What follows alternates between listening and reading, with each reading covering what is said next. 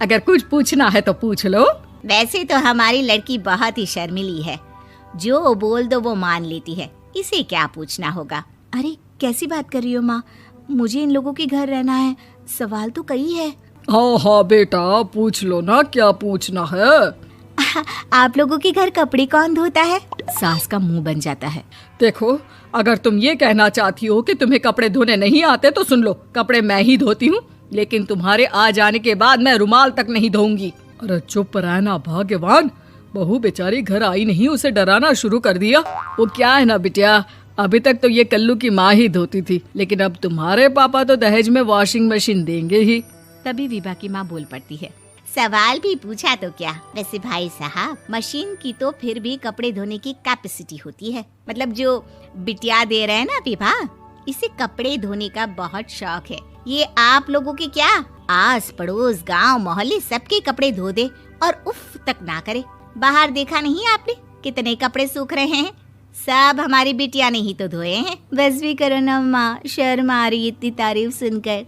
और तो और एक दाग निकाल कर दिखाओ तो मान जाऊं। हाँ अच्छा, माफ करना बेटा, मैंने गलत समझा, हमें तो रिश्ता बहुत पसंद है। और ऐसे जुड़ जाता है रिश्ता कपड़े धोने का शौक रखने वाली विभा का। उसकी शादी हो जाती है कोयला फैक्ट्री में काम करने वाले कल्लू के साथ। शादी के बाद अचानक विभा चिल्लाती हुई सास के पास आती है। सासू माँ, अरे सासू माँ कहाँ है आप?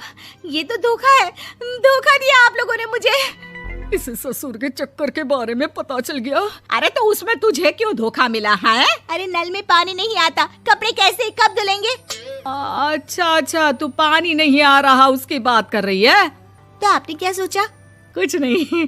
अच्छा, तेरी माँ ने कहा था कि कपड़े धोने का शौक है तुझे, याद आया मुझे। शौक बोलकर कपड़े धोने वाले मेरे जुनून को कम ना आके सासू माँ, कपड़ा धोना मेरा गुरूर है।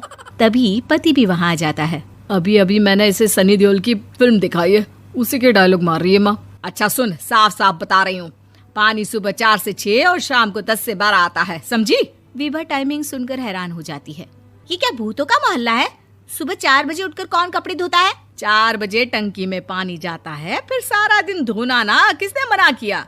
अरे कैसी बात कर रही हैं? 200 लीटर की टंकी में कितने कपड़े धो लूंगी मैं, सुबह ही उठ जाऊंगी मैं। अब क्या था, विभा सुबह 4 से लेकर रात के 12 बजे तक कपड़े ही धोती रहती। एक रोज सास पड़ोस से निकलकर कहीं जा रही होती है कि साथ वाली कहती है, हाँ कल्लू की माँ, जरा ये बताओ कि 2 साड़ी है, 2 ब्लाउज और एक पेटीकोट और एक नाड़े वाला लंबा कच्छा। हाँ तो? अरे तो क्या, कितना लोगी धुलाई ये बताओ। धोबन दिख रहे हैं हम क्या? हमारे पति सरकारी नौकरी से अभी रिटायर हुए हैं और बेटा सुपरवाइजर है कोयला फैक्ट्री में। धोबन समझ रखा है हमें?